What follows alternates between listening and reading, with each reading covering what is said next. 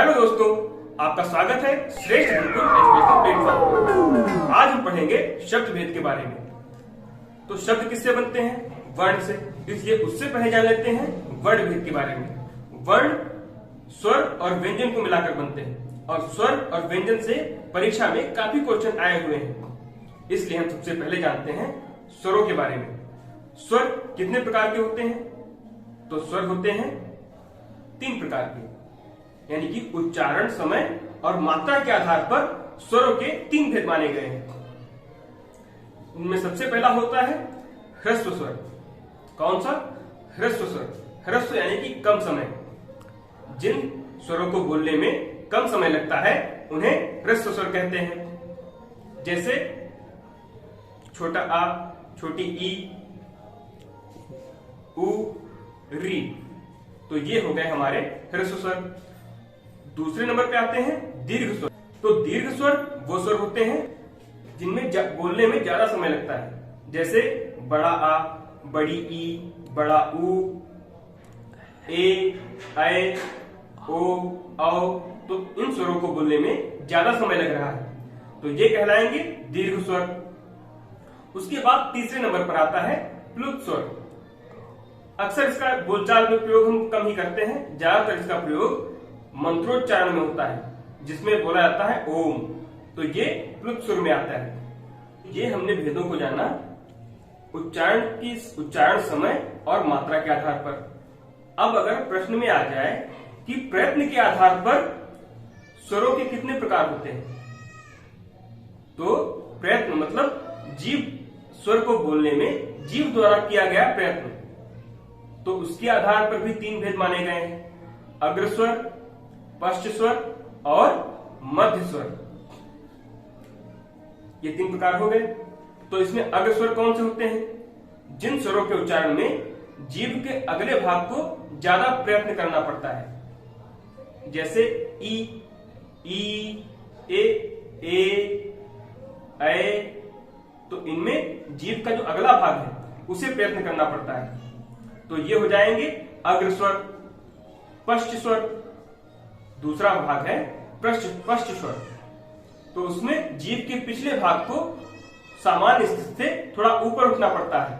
जैसे ओ, उ, बड़ा उ, औ, आ। तो इनमें जीभ के पिछले भाग को सामान्य स्थिति से ऊपर उठना पड़ता है, इसलिए ये पश्च स्वर कहलाएंगे। इसके बाद आता है मध्य स्वर। तो इसमें एक ही अक्षर आता है और वो होता है छोटा आ। इसमें जीभ का जो मध्य भाग होता है वो ऊपर उठता है, इसलिए ये कहलाता है मध्य स्वर। ठीक है। अब देखते हैं मुखाकृत के आधार पर, मतलब स्वरों को बोलने में मुख को किस प्रकार की आकृति बनानी पड़ रही है। जैसे आकृत के आधार पर सबसे पहला है संवृत स्वर। वे स्वर जिनके उच्चारण में मुंह बहुत कम खुलता है वे संवृत स्वर कहलाते हैं। जैसे छोटी ई, बड़ी ई, छोटा उ, बड़ा उ। इनमें मुख थोड़ा कम खुलता है, इसलिए ये संवृत स्वर कहलाते हैं। अर्ध संवृत स्वर वे स्वर जिनके उच्चारण में मुख संवृत स्वर की अपेक्षा अधिक खुलता है। जैसे ए, ओ।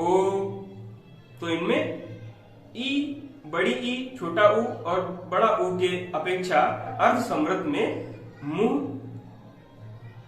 थोड़ा ज्यादा खुलता है। जैसे ए, ओ। ठीक है। तो ये हो गए अर्ध संवृत स्वर। इसके बाद तीसरे नंबर पर आते हैं विव्रत स्वर। जिन स्वरों के उच्चारण में मुंह पूरा खुलता है वो विव्रत स्वर कहलाते हैं। जैसे बड़ा आ, तो इसमें मुंह पूरा खुलता है। अर्ध विव्रत स्वर जिन स्वरों के उच्चारण में मुंह आधा खुलता है। जैसे छोटा अ, ए, औ। तो इनमें मुंह आधा खुलता है, तो ये हो जाएंगे अर्ध विव्रत स्वर। और ये काफी इंपॉर्टेंट है, परीक्षाओं में इनसे ही क्वेश्चन पूछे जाते हैं। कोई अक्षर दे दिया जाता है और पूछा जाता है कि ये मुखाकृत के आधार पर कौन सा स्वर है। संवृत, और ऑप्शन में होगा संवृत स्वर, अर्ध संवृत स्वर, विव्रत स्वर और अर्ध विव्रत स्वर। तो आप कैसे बताएंगे? आपको जब पता होगा तभी तो आप बताएंगे, इसलिए इसे ध्यान से पढ़िए और याद रखिए। अब इसके बाद देखते हैं ओठाकृत के आधार पर। ओठाकृत के आधार पर स्वर कितने प्रकार के होते हैं? तो इसमें भी 3 प्रकार के होते हैं।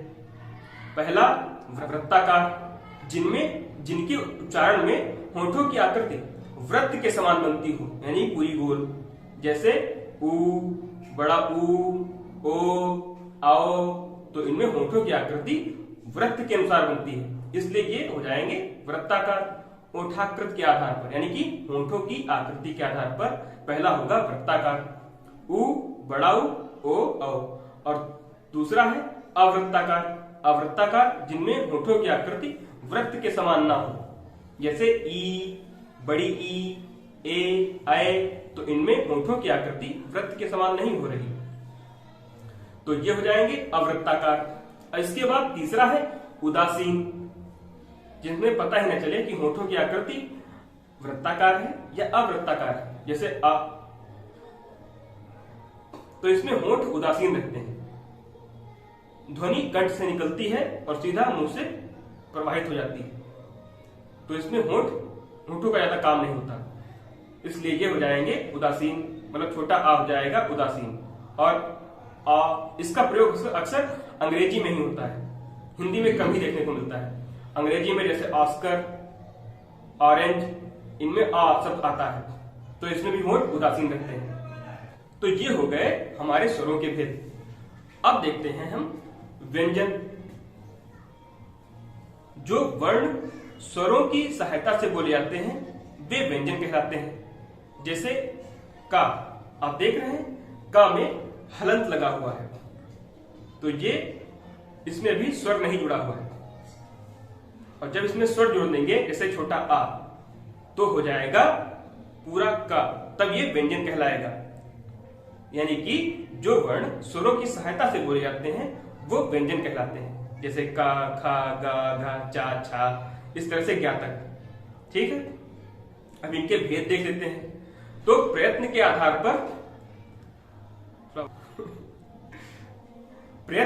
पर व्यंजन के भेद। तो इसमें पहला होगा स्पर्श, जिनके उच्चारण में मुख के 2 भिन्न अंग, यानी जैसे दोनों होंठ, नीचे का होंठ और ऊपर के दांत, जीभ की नोक और दांत आदि एक दूसरे से स्पर्श की स्थिति में हो। वायु उनसे स्पर्श करती हुई बाहर आती है, तो ये हो जाएंगे स्पर्शी व्यंजन। ठीक है, जैसे क, च, ट, त, प। इनके जो वर्ग होते हैं, का वर्ग में कितने आते हैं? का वर्ग में का, खा, गा, घा, अंगा। इस तरह से का, चा, टा, ता, पा, इन सभी के वर्गों की प्रथम 4 ध्वनियां स्पर्शी व्यंजन कहलाती हैं। उसके बाद दूसरा भेद देखते हैं संघर्षी व्यंजन, जिनके उच्चारण में मुख के 2 अवयव एक दूसरे के निकट आते हैं और वायु निकलते ही संकरे हो जाते हैं, तो वायु घर्षण करके निकलती है, तो उन्हें संघर्षी व्यंजन कहते हैं। जैसे ख, ग, ज, फ, श, श, स। तो इनमें वायु घर्षण के द्वारा निकलती है, इसलिए ये संघर्षी व्यंजन कहलाते हैं। अब तीसरा भेद है स्पर्श संघर्षी, मतलब जिनमें मुख के कई अंग आपस में स्पर्श भी करते हो और वायु के द्वारा संघर्ष भी होता हो, तो ऐसे व्यंजन स्पर्श संघर्षी व्यंजन कहलाते हैं। जैसे च, छ, ज, झ, तो ये हो जाएंगे स्पर्श संघर्षी व्यंजन। तो अब देखते हैं चौथा, नासिक के व्यंजन। तो इसमें नाम से ही स्पष्ट हो रहा है, नासिक यानी कि जिसमें वायु नाक से निकले। तो जिन व्यंजनों के उच्चारण में दांत, ओंठ और जीभ आदि के स्पर्श के साथ वायु नासिका मार्ग से यानी कि नाक से होकर निकले, उन्हें नासिक के व्यंजन कहते हैं। तो ये कौन से होते हैं? ये होते हैं अंग, न, म, इया और ड़, यानी कि क, च, त, प वर्ग के जो आखिरी वर्ण होते हैं वो नासिक के व्यंजन कहलाते हैं। ठीक है, आपने देख लिया। अब देखते हैं पांचवा, पार्श्विक। तो जिन व्यंजनों के उच्चारण में मुख के मध्य 2 अंगों के मिलने से वायु मार्ग अवरुद्ध होता है, उसे पार्श्विक कहते हैं। और इसमें एक ही अक्षर होता है, जैसे ला वर्ण जो है ये पार्श्विक व्यंजन है। ठीक है, अगर आप परीक्षा में पूछे जाए लुंठित व्यंजन तो वो भी एक ही है। रा में क्या है, जिनके उच्चारण में जीभ बेलन की भांति लपेट खा जाती है, जैसे र। तो अब देखते हैं उच्छिष्ट व्यंजन के बारे में। तो उच्छिष्ट व्यंजन वो व्यंजन जिनके उच्चारण में जीभ की नोक झटके से तालु को छूकर वापस आ जाती है, उन्हें उच्छिष्ट व्यंजन कहते हैं। जैसे ड, ढ, तो इनमें जीभ जो है तालु को छूकर झटके से वापस आती है, इसलिए इन्हें उच्छिष्ट व्यंजन कहते हैं। इसके बाद आता है 8वें नंबर पर अर्धस्वर। अर्धस्वर जिन वर्णों का उच्चारण अवरोध के आधार पर स्वर या व्यंजन के बीच में होता है, जैसे य, व। तो इनका उच्चारण करने में ऐसा लगता है कि ये स्वर की तरह प्रतीत होते हैं, मतलब आते ये व्यंजन में है लेकिन ये स्वर की तरह प्रतीत होते हैं, इसलिए इन्हें अर्धस्वर कहा जाता है, अर्धस्वर व्यंजन कहा जाता है। ठीक है, ये 8वां हो गया आपका। अब देखते हैं उच्चारण के स्थान के आधार पर व्यंजन के भेद। ठीक है, तो ये कैसे होंगे? इनमें पहला है स्वर यंत्र मुखी, जिन व्यंजनों का उच्चारण स्वर यंत्र मुख से हो, जैसे ह, स। तो इनमें वायु कंठ से संकुचित होकर निकलती है, ह, स। ये हो जाएंगे स्वर यंत्र मुखी व्यंजन। अब जिह्वा मूलीय व्यंजन। जिह्वा मूलीय मतलब जीभ के मूल भाग से। कहां से? जीभ के मूल भाग से इनका उच्चारण हो, वो हो जाएंगे जिह्वा मूलीय। जैसे क, ख, ग। तो जीभ के मूल भाग से मतलब पीछे वाले भाग से इनका उच्चारण हो रहा है, तो ये हो जाएंगे जिह्वा मूलीय। तो अब आते हैं कंठ व्यंजन पर।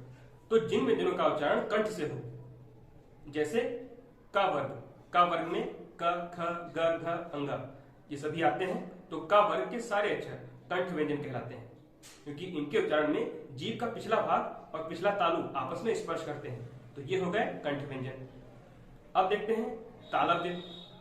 तो तालव्य जिनके उच्चारण में जीभ की नोक या अग्रभाग कठोर तालु को स्पर्श करे। कठोर तालु मतलब दांत के पिछला हिस्सा, दांत के पिछला हिस्सा यानी कि कठोर तालु, कठोर तालु को स्पर्श करे तो वो हो जाएंगे तालव्य व्यंजन, जिनमें क वर्ग भी आता है, य और शा भी आता है।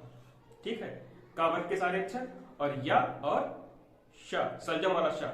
ठीक है, अब देखते हैं मूर्धन्य व्यंजन। तो जिन व्यंजनों का उच्चारण मूर्धा से होता है या इस प्रक्रिया में जीभ मूर्धा का स्पर्श करती है, तो उसे मूर्धन्य व्यंजन कहते हैं। जैसे ट वर्ग, ट, ठ, ड, ढ मूर्धन्य व्यंजन कहलाते हैं। और साथ में श, खट कोण वाला श। ठीक है, इसके बाद वर्त्स्य व्यंजन। जिन ध्वनियों का उद्भव जीभ के द्वारा वर्त्स या ऊपरी मसूड़े के स्पर्श से होता है, तो उसे वर्त्स्य व्यंजन कहते हैं। जैसे न, र, ल। इन वर्णों को वर्त्स्य व्यंजन कहते हैं। अब देखते हैं दंत व्यंजन। दंत मंजन नहीं, दंत्य व्यंजन।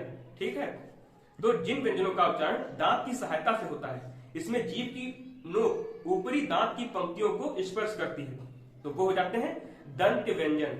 ठीक है, जैसे ता वर्ग यानी कि ता वर्ग के सारे अक्षर ता, थ, द, ध, न। ठीक है, ता वर्ग और सा, सपेरा वाला सा। ठीक है, इतना हो गया।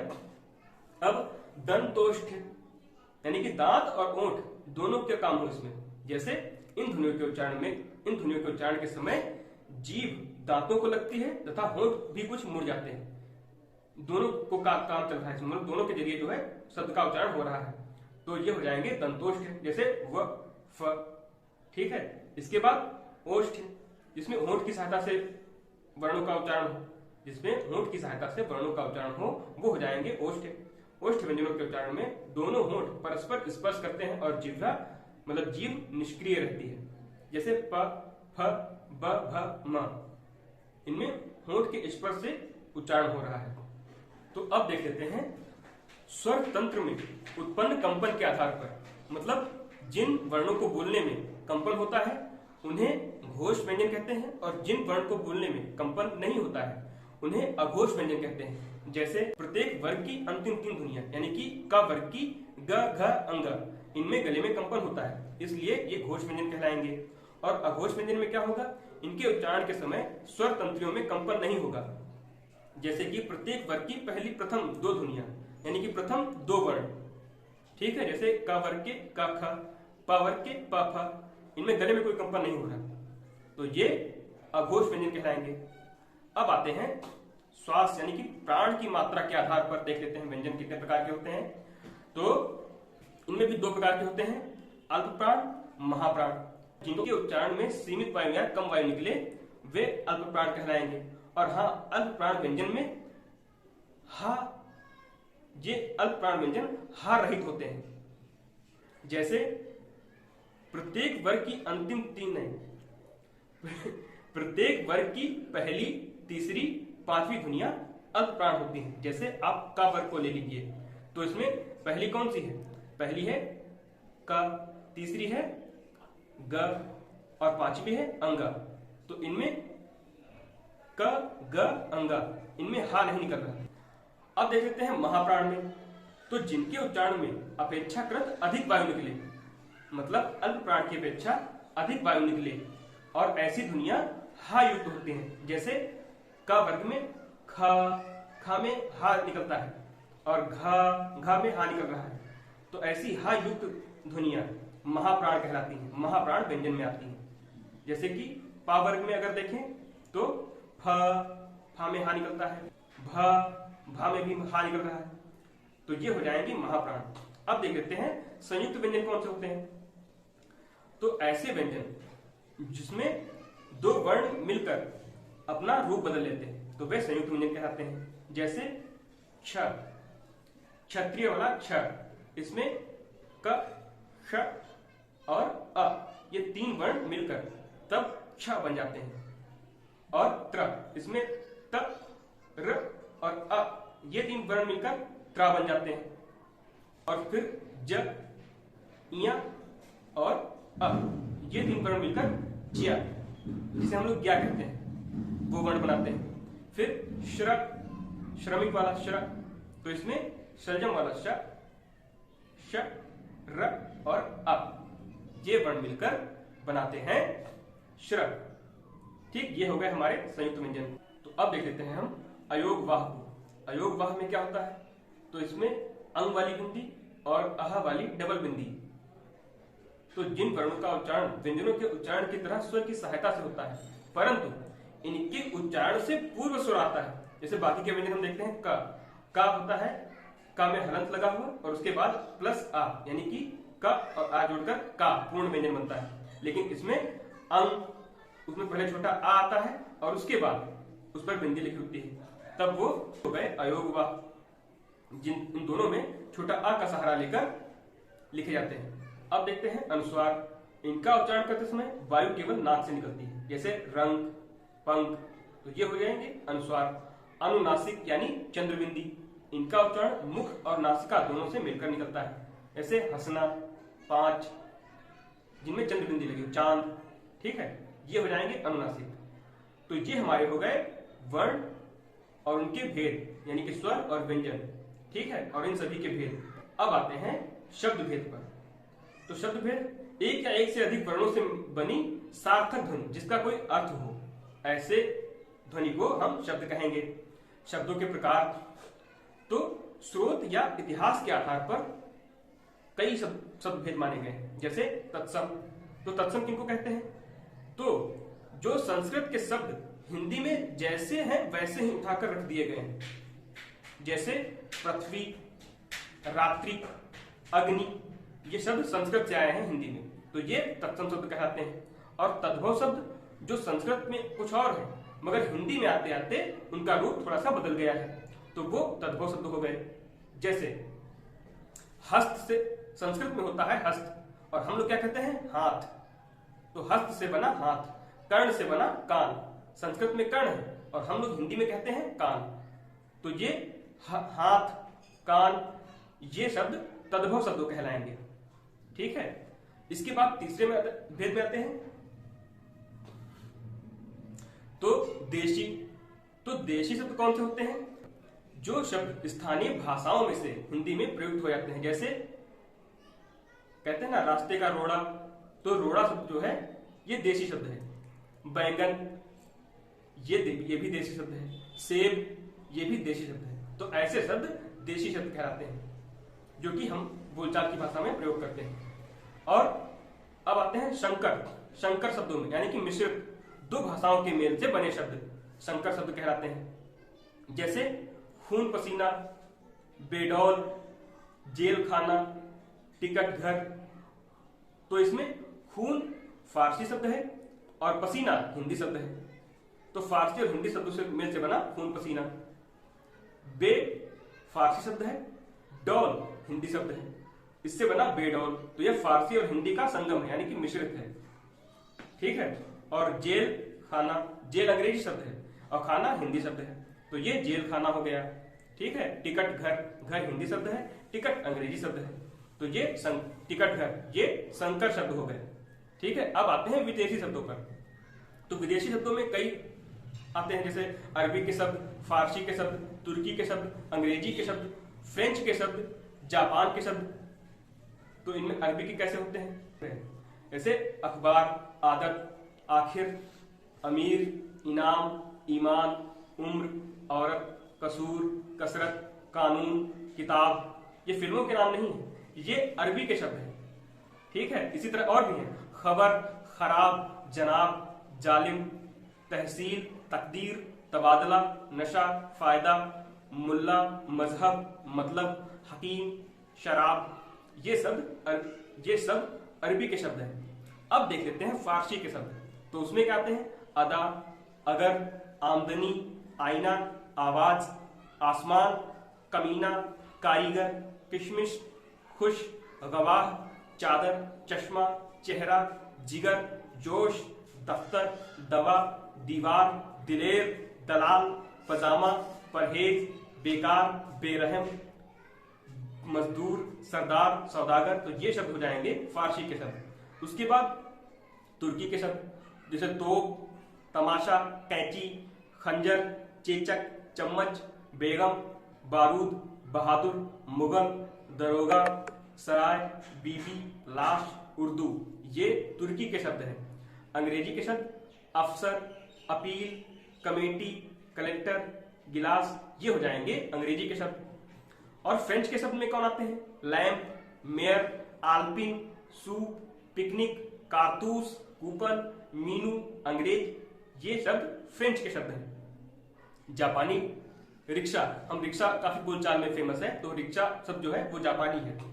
अब चीनी के शब्द, चाय जो हम रोज पीते हैं, ये चीन का शब्द है। चाय, लीची, चीनी। तो ये चीन की चीनी शब्द हो गए।